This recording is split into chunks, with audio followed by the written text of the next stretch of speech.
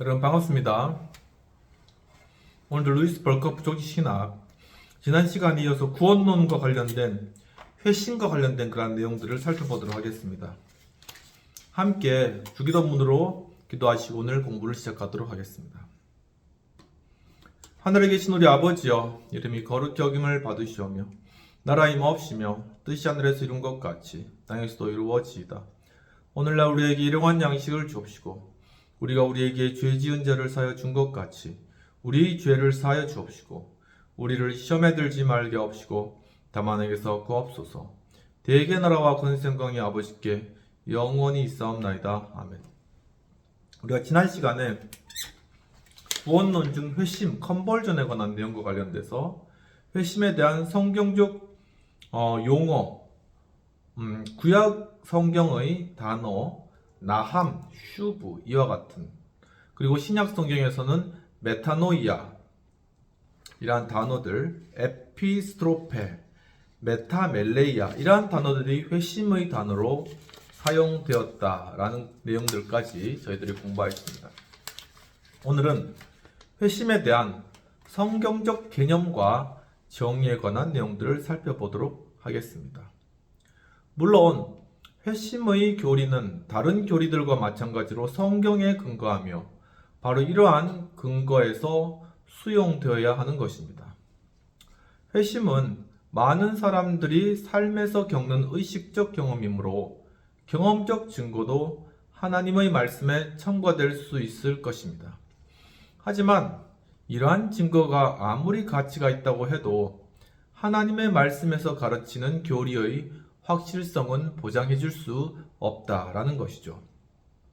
우리는 현대의 종교 심리학이 회심의 사실에 상당한 관심을 기울인다는 것에 감사할 수도 있습니다.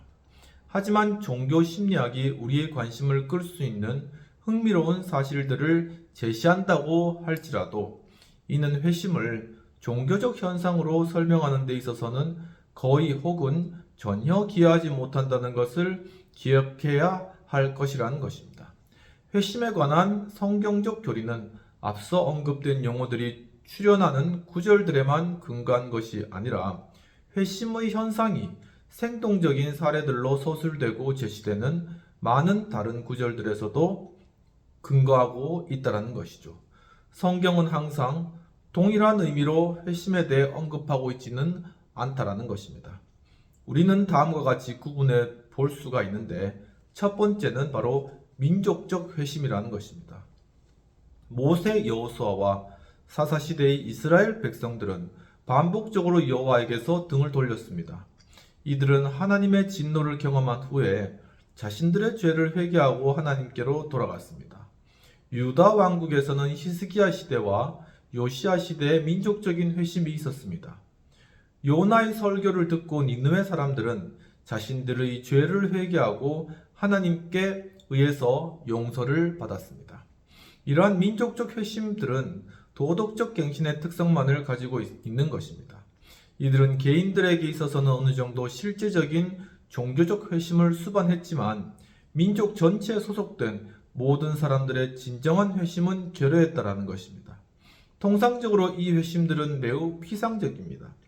이들은 경건한 지도자들의 지도하에 출현하며 사악한 사람들이 이들을 계승하게 될 때 백성은 즉시 자신의 이전 풍습으로 돌아가게 된 것이죠. 두 번째는 일시적인 회심이 되겠습니다. 성경은 심령에는 어떠한 변화도 없고 따라서 오직 과도적 중요성만을 지닌 개인들의 회심에 대해서도 언급하고 있습니다. 예수님은 씨 뿌리는 자의 비유에서 말씀을 듣고 즉시 기쁨으로 받으나 뿌리가 없어 잠시 견디다 넘어지는 자에 대해 언급하고 있습니다. 환난이나 핍박이나 박해가 오면 이들은 곧 넘어지고 쓰러지는 것이죠. 바울은 후메네오와 알렉산더를 가리켜서 그 믿음에 관하여서는 파선하였느니라고 말씀하고 있습니다. 또한 디모데전서 4장 10절에서 바울은 이 세상을 사랑하여 그를 떠난 데마에 대해서 언급하는 것이죠. 히브리서 저자는 한 번 빛을 받고 하늘의 은사를 맛보고 성령에 참여한 바 되고 하나님의 선한 말씀과 내세의 능력을 맛보고도 타락한 자들은 다시 새롭게 하여 회개할 수 없다라고 이야기하고 있는 것이죠. 마지막으로 요한은 신실한 자를 배신한 자들에 대해 언급하면서 그들이 우리에게서 나갔으나 우리에게 속하지 아니하였나니라고 말하는 것입니다. 이러한 일시적인 회심은 잠시 동안은 진정한 회심의 모양을 지닐 수도 있을 수도 있다라는 것이죠. 그러니까 한번 일시적으로 마음을 돌이켰지만 다시 돌아가는 이러한 것이 일시적인 회심이다라는 것이죠. 세 번째로는 진정한 회심, Conversis Actualis Prima라는 아마 라틴어 같은데 이 진정한 회심은 하나님의 뜻대로 하는 근심에서 나오며 하나님에게로 헌신하는 삶으로 이어진다라는 것입니다. 이는 중생의 사역에 기초한 변화이며 하나님의 영에 의해 죄인의 의식생활에서 일어나는 변화요 이전의 삶의 방향이 현명하지 못하고 잘못되었다는 자책을 포함하며 생의 전 과정을 수정하는 생각과 의견, 욕망과 의지의 변화가 되는 것입니다. 이 회심에는 능동적, 수동적 두 측면이 있는데 능동적 측면이란 하나님께서 인간의 의식적인 생의 과정을 변화시키는 하나님의 행위라는 측면에서 능동적인 측면이고 또한 수동적 측면이란 인간이 생의 과정을 수정하고 하나님께 나아감으로써 나타나는 이 행위의 결과가 되는 것입니다. 결국 회심에 대해 이중적 정의가 내려져야 하는데 첫 번째로는 능동적 회심은 하나님께서 그의 의식 영역에서 중생한 죄인으로 하여금 회개와 신앙으로 하나님에게 돌아가게 하는 하나님의 행위다라는 것이고 두 번째 수동적 회심이란 그 결과로서 죄인이 하나님의 은혜를 통해 회개와 신앙으로서 하나님께 나아가는 중생한 죄인의 행위다라고 정의할 수 있다는 것입니다. 이러한 진정한 회심은 우리가 신학에서 우선적으로 관심을 두고 있는 회심인데 하나님의 말씀은 이에 대한 몇 가지 현저한 사례들 예를 들면 나아만 장군 아니면 므낫세, 삭개오, 나면서부터 맹인된 자, 사마리아 여인, 네시, 고넬료, 바울, 루디아 등을 수록하고 있다라는 것이죠. 네 번째는 반복적인 회심이 되겠습니다. 성경은 회심한 사람이 일시적으로 죄의 길에 빠진 후 다시 하나님께로 돌아오는 반복적 회심에 대해서도 언급합니다. 스트롱은 이러한 변화에 대해 회심이라는 용어를 사용하지 않고 대신 태만과 범죄의 파기, 단념, 그리고 이들로부터 선회하여 그리스도께로 돌아가 그를 새롭게 신뢰함 등의 단어와 어구를 사용하기를 원하는 것입니다. 하지만 성경은 이러한 경우에도 회심이라는 단어를 사용하고 있고 하지만 회심은 엄격히 구원의 의미로 이해할 때는 결코 반복될 수 없다는 것을 이해해야 된다라고 말씀하고 있는 것입니다. 진정한 회심은 경험한 사람들이 일시적으로 악의 유혹에 끌려 죄에 빠지게 될 수도 있습니다. 이들이 때때로 멀리서 방황할 수도 있습니다. 하지만 새로운 생명은 다시 발현될 것이며 결국 이들이 통회하는 심정으로 다시 하나님께로 돌아오게 하는 것이죠. C. 회심의 성격으로 들어가도록 하겠습니다. 회심은 구원 과정의 일부일 뿐입니다. 하지만 회심은 유기적 과정의 일부이므로 다른 부분과 긴밀하게 연관되어 있다는 것이죠. 때때로 특별히 미국에서는 회심을 이 과정의 다른 부분들과 동일시하거나 이를 이 과정 중 가장 중요한 부분인 것처럼 미화시키는 경향이 두드러지기도 한다는 것입니다. 자신의 구속에 대해 언급할 때 회심의 이야기를 넘어서지 못하고 이후의 영적인 성장에 대해 전혀 언급하지 않는 사람들도 다수 존재한다는 것은 주지의 사실이다라고 이야기하는 것입니다. 이들의 체험에 있어서 회심은 현저한 위기, 즉 그들의 편에서의 행동을 요구하는 위기로 부각된다는 사실에 기인합니다. 오늘날에는 구원 과정에 있어서 경계선들을 경시하는 경향이 있는데 우리는 구분을 잘하는 자가 잘 가르칠 수 있다는 라틴어 격언을 상기할 필요가 있습니다. 우리는 다음과 같은 회심의 특성에 유의해야 한다라고 이야기하고 있습니다. 첫 번째는 회심은 하나님의 법적인 행동보다는 재창조적 행동에 속한다라는 것입니다. 이는 인간의 신분을 바꾸는 것이 아니라 상태를 바꾸는 것이죠. 동시에 회심은 법적인 영역에서의 하나님의 사역과 긴밀한 관계가 있습니다. 회심에서 인간은 그가 정죄받아 마땅한 자라는 사실을 의식하며 그 사실을 인정하게 됩니다. 회심은 이미 신앙을 전제로 하고 있지만 이는 또한 예수 그리스도에 대한 신앙의 더 큰 발현, 즉 구원을 위해 그리스도를 신뢰하고 확신하게끔 하는 것입니다. 그리고 이러한 신앙은 자신의 모든 죄가 예수 그리스도의 공로로 기초로 용서된다는 기쁜 확신을 자각하게 된다는 것이죠. 두 번째로서 메타노이아라는 말이 의미하듯 회심은 잠재의식이 아니라 죄인의 의식 영역에서 발생하는 것입니다. 이는 회심이 잠재의식의 근원을 갖고 있지 않는다는 것을 의미하는 것이 아닙니다. 회심은 중생의 직접적 결과이므로 자연히 생명의 역사가 잠재의식에서 의식으로 전이되는 과정을 포함하는 것입니다. 이런 관점에서 볼 때 회심은 의식 기저에서 시작되지만 완결된 행동으로서는 의식 영역에 속한다고 말할 수 있을 것입니다. 이는 중생과 회심의 긴밀한 관계를 시사해주고 있는 것이죠. 중생의 근원을 두지 않는 회심은 진정한 회심이 아닌 것입니다. 세 번째, 회심은 옛사람을 버리고 죄를 회피할 뿐만 아니라 새사람을 입고 거룩함을 위해 노력하는 의식적 출발점을 표시한다는 것입니다. 중생에서 옛생활의 죄악된 원리는 새 생명의 거룩한 원리로 대체됩니다. 하지만 회심에서만 이러한 전이가 의식에 침투하여 이를 새로운 방향, 즉 하나님으로의 방향으로 변화시킨다라는 것이죠. 죄인은 의식적으로 이전의 죄악된 생활을 벗어버리고 하나님과 교제하고 하나님께 헌신된 생활로 나아가는 것입니다. 하지만 이는 옛것과 새것의 투쟁이 단번에 종식된다는 것을 의미하는 것은 아닙니다. 이러한 투쟁은 인간이 살아있는 한 계속될 것입니다. 네 번째, 우리가 회심이란 용어를 가장 엄밀한 의미로 이해할 때에는 순간적인 변화요, 성화와 같이 한 과정으로 이해할 수는 없습니다. 회심은 한번 일어나면 반복될 수 없는 것입니다. 하지만 위에서 언급했듯이 성경은 신자가 죄에 빠진 후 하나님께 다시 돌아가는 것을 회심이라고 언급하고 있습니다. 이렇게 볼 때 회심은 인간이 일시적으로 하나님과 거룩함을 망각한 후 다시 하나님과 거룩함으로 돌아가는 것이라고 이해할 수도 있습니다. 우리는 중생에 대해서는 반복적이라고 말할 수 없습니다.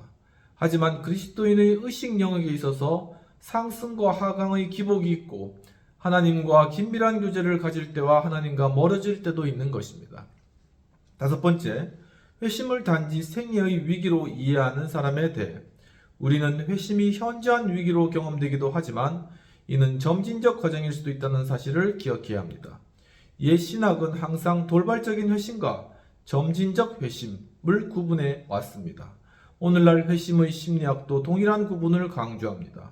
유기적 회심은 종교적 쇠퇴기에 실질적인 종교 교육을 받지 못한 사람들에게 그리고 진리와 의, 거룩함의 길에서 멀리 떠나 방황했던 사람들에게 빈번하게 나타난다라는 것이죠. 여섯 번째, 마지막으로 많은 심리학자들이 회심을 청년기의 일반적 자연적인 현상으로 축소시키는 경향을 보이는 현대의 상황에서 회심이란 종교적 변화를 야기시키는 하나님의 초자연적인 사역임을 명시해야 한다는 것입니다. 심리학자들은 때때로 돌발적인 변화가 인간의 지성적 도덕적 생활에서도 나타난다는 사실을 주목하고 회심이 단순히 자연현상에 불과하다고 공표하기도 하였습니다. 일부 심리학자들은 성에 대한 관념이 회심에서 중요한 역할을 수행한다고 주장합니다. 이러한 합리주의적 자연주의적 경향에 대해 종교적 회심의 특성이 유지되어야 한다고 이야기하고 있습니다. D. 회심의 요소가 되겠습니다. 앞에서 회심은 두 가지 요소, 즉 회개와 신앙으로 구성된다는 사실을 언급했습니다. 이 두 요소 중 회개는 과거와 관련이 있고 신앙은 미래와 관련되어 있습니다. 회개는 직접 성화와 관련되며 신앙은 칭의와 배타적이진 않지만 긴밀한 관계를 맺고 있습니다. 신앙은 별개의 장으로 다루어질 것이기 때문에 여기서는 우리는 회개에 대해서만 논의하기로 하겠습니다. 우리는 회개를 죄로부터 멀어지는 죄인의 의식 영역에서 야기되는 변화라고 정의합니다. 회개 요소, 회개에서는 세 가지 요소로 구분하고자 하는데 그 첫 번째는 지성적 요소, 두 번째는 정서적 요소, 세 번째는 의지적 요소가 되겠습니다. 첫 번째 지성적 요소와 관련되어서 회개에 의해 관점이 바뀝니다. 개인의 죄책과 오욕, 무력감을 포함하는 것으로 죄를 인정하게 됩니다.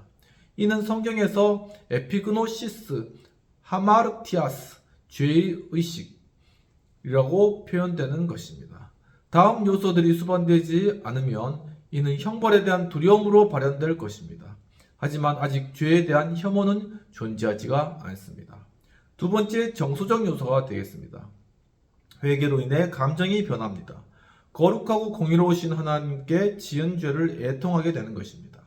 정서적 요소는 메타멜로마이로 표현됩니다. 의지적 요소가 수반되면 이는 하나님의 뜻대로 하는 근심이 되지만 의지적 요소가 수반되지 않으면 세상 근심이 되어 회한과 절망으로 나타나게 된다는 것이죠. 세 번째는 의지적 요소가 되겠습니다. 회개에는 의지적 요소가 있습니다. 이는 목적의 변화, 죄로부터 내적으로 멀어짐, 용서와 정결을 구하려는 성향을 이야기하는 것입니다. 이는 위 두 요소를 포함하므로 회개에서 가장 중요한 요소가 되겠습니다. 이는 성경에서 메타노이아라는 말로 표현되는 것입니다. 두 번째는 로마 교회의 고해 성사에 관련된 내용입니다. 로마 교회는 회개의 개념을 전적으로 외제화했습니다. 고해 성사에서 가장 중요한 요소는 참회, 고백, confession, 보소, satisfaction, 사죄선언, absolution 이렇게 네 가지 요소를 들고 있고 이 네 가지 요소 중 참회만이 회개에 포함될 수 있는데 로마 카톨릭 신자들은 여기서 타고난 죄, 원죄에 대한 애통을 제외시키고 오직 개인적 범죄에 대한 애통으로 한정시킵니다. 그리고 진정한 참회를 경험하는 사람은 극소수이므로 다수는 회오, attrition에 만족한 것입니다. 회오란 죄는 형벌을 받아 마땅하다는 자책으로서 하나님에 대한 신뢰와 죄를 떠나야겠다는 의도는 포함하지 않은 것입니다. 이는 지옥에 대한 공포입니다. 로마 카톨릭 교회에서의 고백이란 선언적이라기보다는 법적으로 사면하는 사죄에 대한 고백입니다. 더욱이 보속이란 죄인이 속하는 것, 즉 고통을 참고 어렵고 불쾌한 임무를 수행하는 것입니다. 이러한 외면적인 행위들이 실제로 죄를 보속하는 것이라는 것이 중심 사상이 되겠습니다. 세 번째로 회개에 대한 성경적 견해입니다. 회개에 대한 이러한 피상적 견해에 대해 성경적 개념이 주장되어야 하는 것입니다. 성경에 의하면 회개란 전적으로 내면적 행동으로서 이로부터 야기되는 생활의 변화와 혼동되어서는 안 된다는 것입니다. 죄의 고백과 잘못에 대한 보상은 회개의 열매입니다. 회개는 단지 구원의 소극적 조건이며 적극적 수단은 아닌 것입니다. 회개가 죄인의 의무이기는 하지만 이는 과거의 범죄로 인해 율법의 요구를 말소시키지는 않습니다. 또한 진정한 회개는 신앙과 분리되어서는 결코 존재할 수 없으며 반면 진정한 신앙이 있는 곳에서는 실제적인 회개가 존재한다는 것입니다. 양자는 동일한 전환, 즉 죄에서 떠나 하나님께 나아간다는 전환의 상이한 국면에 불과한 것입니다. 때때로 루터는 회개가 신앙에 선행한다고 언급하기도 했지만 그럼에도 불구하고 진정한 회개가 신앙의 열매들 중 하나라는 점에서 그는 칼빈과 일치하고 있는 듯합니다. 루터파는 회개는 율법에 의해 야기되며 신앙은 복음에 의해 일어난다라는 것을 강조하는 경향이 있습니다. 하지만 양자는 분리될 수 없다는 것을 기억해야 하는 것입니다. 이는 단지 동일한 과정의 구성 요소에 지나지가 않는다라는 것입니다. 그렇다면 이 회심의 심리학과 관련된 내용들을 살펴보도록 하겠습니다. 요즘 심리학은 회심의 현상에 대한 특별 연구를 시행해 왔습니다. 첫 번째는 연구의 본질입니다.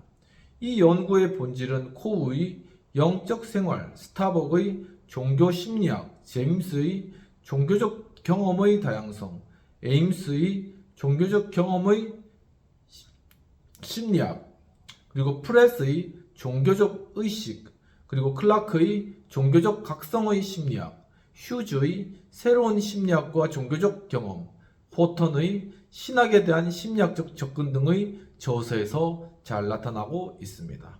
심리학은 오랫동안 종교적 삶의 사실들을 전적으로 무시해왔습니다. 하지만 지금은 하반세기 이상이나 이에 관심을 두고 있습니다. 처음에는 우선 종교적 경험의 중심적 사실로 여겨졌던 회심의 사실에 관심을 두었습니다. 심리학자들은 많은 회심의 사례들을 균합적으로 연구해왔으며 회심에 작용하는 다양한 힘들을 분류하고 종교적 경험의 상이한 형태를 구분하고 회심이 가장 일어나기 쉬운 시기를 결정하고 회심의 현상을 지배하는 법칙들을 발견하려고 시도를 하였습니다.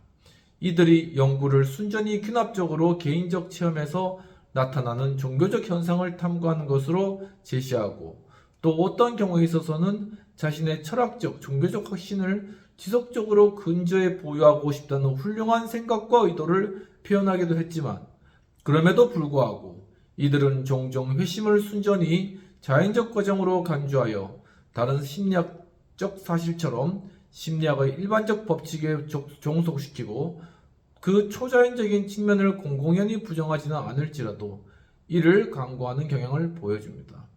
이들 또 좀 더 조심스러운 학자들은 회심에서 초자연적인 면을 부정하진 않지만 이를 무시하고 있다라는 것입니다. 이들은 심리학자들로서의 한계에 관심을 두게 함으로써 종교적 경험의 중심적 사실의 좀 더 심층적인 측면들에 관한 자신들의 침묵을 설명하고 있습니다. 심리학자들은 오직 관찰된 사실과 이 사실들을 명백하게 통제하는 법칙만을 다룰 수 있을 뿐 이러한 사실들이 설명될 수 있는 개연적 영적인 근저를 탐구할 수 있는 권리는 없습니다. 이들은 회심이 특별히 기독교적 현상이 아니며 필연적으로 종교 현상도 아니고 비종교적인 영역에서도 일어날 수 있다고 주장해 왔습니다. 사실 회심은 청소년기에 일어나는 많은 변화들 중 하나에 불과하며 좀 더 광범위한 영적 환경으로서의 재조정, 옛자를 좀 더 진정한 자에게 귀속시키는 것에 지나지 않는다라는 것이죠. 스타벅은 기껏해야 회심은 하나님의 의지라고 여겨지는 것에 개인의 의지를 조화시키는 것에 불과하다고 말했는데 프레스는 회심에 있어서 본질적인 것은 인성의 통합이요 새로운 자아의 성취에 지나지 않는다라고 이해하였다는 것이죠. 회심에 초자연적인 것이 있느냐는 질문에 대해서는 심리학자들 간에 다양한 의견이 있었는데 코우는 따라서 우리는 회심을 실질적으로 자동적 과정으로 결론을 내려야 하는가? 라는 질문을 제기한다는 것이죠. 이 질문에 대해서 그는 우리가 먼저 회심을 하나님의 과 선한 생활의 원리의 심오한 관계를 무시하는 방향으로 정의한다면 종교적 경험의 본질은 인간이 자신이 착용한 의복을 초월하듯이 정서적 형태를 초월하는 것이다 라고 이야기했다고 합니다. 제임스는 자신이 회심 현상을 잠재의식적 자아로 언급한 것에 대해 전통적 신자가 이는 회심이 신성의 직접적 현존을 전적으로 배제하는 것은 아니지 않느냐는 질문을 제기할 수도 있을 것이라고 생각하고 다음과 같이 대답하였습니다. 나는 심리학자들로서 이를 필연적으로 배제시켜야 한다고는 생각하지 않는다고 솔직하게 말하겠다. 그는 만약 우리에게 감명을 줄 수 있는 고차원적인 힘이 존재한다면 이는 오직 잠재의식의 문을 통해서만 접근할 수 있을 것이다 라고 하였다는 것이죠. 새로운 심리학 즉 행동주의적 심리학과 정신분석학파의 대표자들은 회심은 초자연적 영향 없이 완전히 자연적인 방식으로 일어난다는 입장을 취하였습니다. 제임스를 비롯한 다른 학자들은 회심에서 일어나는 돌발적 변화의 비밀이 잠재적 자아에 있다고 보고 이 잠재적 자아는 신적 영향력을 받을 수도 있고 받지 않을 수도 있다고 주장하는 것이죠. 심리학 연구가들은 일반적으로 회심에는 세 가지 단계가 있는데 이구동성으로 말하고 있다는 것이죠. 에임스는 이를 첫째, 혼돈과 불안감, 둘째, 정점 전환점, 셋째, 안식과 기쁨을 특징으로 하는 이완의 과정으로 서술하고 있다는 것입니다. 회심에는 최소한 두 가지 형태가 현저하게 구분될 수 있다는 것은 주지의 사실인데, 하지만 이들은 다양한 방식으로 표현되고 있습니다. 스타벅은 두 종류의 회심을 언급하면서 하나는 죄에 대한 강력한 인식이요, 다른 하나는 불완전성에 대한 의식, 좀 더 큰 생에 대한 투쟁, 영적인 조명의 욕망이라고 규정합니다. 또한 유아기의 회심과 성인의 회심, 점진적 회심과 돌발적 회심, 지적 회심과 감정적 회심이 구분되기도 한다는 것이죠. 하지만 이들은 이미 인지된 두 가지 형태의 회심에 대한 다른 명칭들을 불과했다는 것입니다. 회심이 일반적으로 정상적인 경험으로 간주되고 있는 반면, 때때로 특별히 신앙 부흥 운동 기간 동안에는 비정상적인 성격을 띠기도 한다는 것이 발견되며, 이는 병리적 현상이 되는 것입니다. 회심이 시간적으로 볼 때 삶의 모든 주기에 걸쳐 동일한 빈도로 일어나지 않으며 10에서 25세에만 일어나는 현상으로 30세 이후에는 거의 드물다는 것이 지적되었습니다. 이는 회심이 청소년기의 고유한 특징이라는 것을 의미합니다.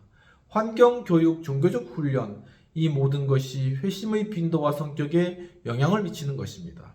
두 번째, 이러한 연구들에 대한 평가가 되겠습니다. 이러한 회심에 대한 심리학적 연구의 가치를 전혀 무시할 필요는 없습니다. 이들이 거의 혹은 전혀 중요하지 않다고 매도하거나 이들이 회심에서 초자연적 차원을 정당하게 설명하지 못한다는 점에서 무시하는 것은 어리석은 일입니다. 이들은 인간의 심리적 생활에 적용될 수 있는 법칙들과 인간의 의식에서 영적인 위기를 수반하는 일부 현상과 다양한 회심의 형태들과 이를 결정하는 요인들을 훌륭하게 조명해 줍니다. 이들은 개혁파 신학에 있어서 항상 인정되어 왔던 회심의 다양한 형태들의 깊은 통찰력을 제공해 주었으며, 회심에서 발견되는 세 가지 요소에 대한 확신을 갖게 해 주었습니다. 회심이 잠재의식에서 일어난다는 신학적 확신과 일치합니다. 하지만 이들은 회심의 의식 영역 기저에서의 성령의 신적인 사역, 즉 중생으로 설명될 수 있다는 것은 명백하게 인정하지 않으며 어떤 경우에도 이를 부인하기도 합니다. 동시에 우리는 이러한 연구들을 과대평가하지 말아야 하는데, 어떤 연구들, 예를 들면 제임스의 작업은 완전히 편협적인 것입니다. 왜냐하면 그의 작업은 전적으로 그에게 가장 흥미로웠던 특별한 회심에 기초하고 있기 때문입니다. 더욱이 이들은 회심에 있어서 심리학적 법칙의 작용이라는 개념을 너무 지나치게 강조하여 회심에 있어서 중요한 과정인 신적, 초자연적인 측면을 강구하기가 쉽다는 것이죠. 제임스는 회심을 도덕적 변화로 다루고 회심을 종교적 실제를 좀 더 확고히 포착함으로써 지금까지 분열되고 잘못되고 열등하고 불행하다고 자각하는 자아가 통합되고 올바르며 우월하고 행복하게 자각하는 자로 변화되는 과정이라고 일반적으로 정의합니다. 또 어떤 학자들은 회심을 순전히 자연적인 현상으로 축소시키며 이를 물리적 법칙에 의해 지배된다는 식으로 유물론적으로 설명하기도 하는 것입니다. 이들은 사물의 근원까지 내려가지 않고 본질적으로 여기까지 내려갈 수 없으며, 회심이 일어나는 감추어진 심연을 통찰하지도 않고 통찰할 수도 없습니다. 이들은 회심에 대한 전통적인 옛 개념을 문제시하고 종교적 본질이 기적적으로 주입된다고 가르치는 것을 비과학적이라고 간주하는 경향이 있습니다.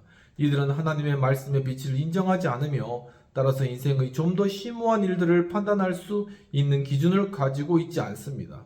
스노우드는 일부 심리학자들이 영혼의 심리학을 영혼 없이 전개하려고 했듯이 일부는 종교 심리학을 종교 없이 구성하려고 노력해 왔다라는 것이죠.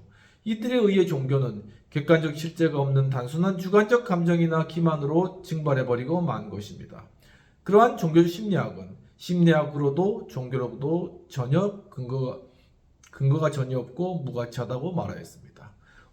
오늘 여기까지 하고 다음 시간에는 회심의 조성자, 그리고 회심의 필요성, 그리고 구원 과정의 다른 단계들과 회심의 관계에 대해서 살펴보도록 하겠습니다. 함께 기도하고 마치도록 하겠습니다. 하나님 아버지, 오늘 또한 회심의 과정들과 또한 회심의 참된 의미와 심리학적인 의미까지 살필 수 있도록 이끌어 주시는 감사합니다.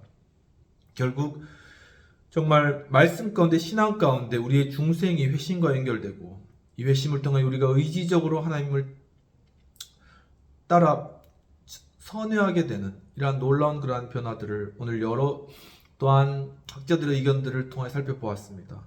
주여, 참 한 영혼이 주 앞에 나옴에 있어서도 마음 가운데 중생이 일어나고 무의식적인 영역에서 일어나는 그러한 중생이 또한 의식적 영역인 회심과 합쳐져 주여 하나님께로 돌이키는 이러한 놀라운 그러한 과정들, 주여 이러한 과정들이 우리의 삶의 주변에 있는 많은 영혼들에게도 전도를 통하여서 또한 우리의 선한 모습과 선행을 통하여서 나타나짐으로 말미암아 정말 이러한 놀라운 회심의 역사가 일어나고 이러한 것이 회개와 회심과 또한 그 안에서 성숙을 통하여서 그리스도의 놀라우신 그러한 뜻 가운데 하나님의 자녀로서 또한 주님의 교회로서 자라가는 이러한 놀라운 그러한 일들이 우리 삶 가운데 이루어질 수 있도록 도와주옵소서. 감사하고 모든 말씀 우리 주 예수님 이름으로 기도합나이다. 아멘. 오늘도 조직 신학 공부 함께 해주신 여러분 감사합니다. 지금 또 1월 또 추운 겨울을 지나고 있는데 감기 조심하시고 건강들 유지하시고 또한 정말 주님 안에서 정말 그리스도의 복음과 말씀 우리가 변화된 회개한 그러한 참 구원의 시간들을 우리가 다시 한번 생각하면서 잠이 1월 한 해의 시작을 주님의 충만한 은혜 가운데 시작하는 그런 복된 한 주 되시기를 축원합니다. 감사합니다.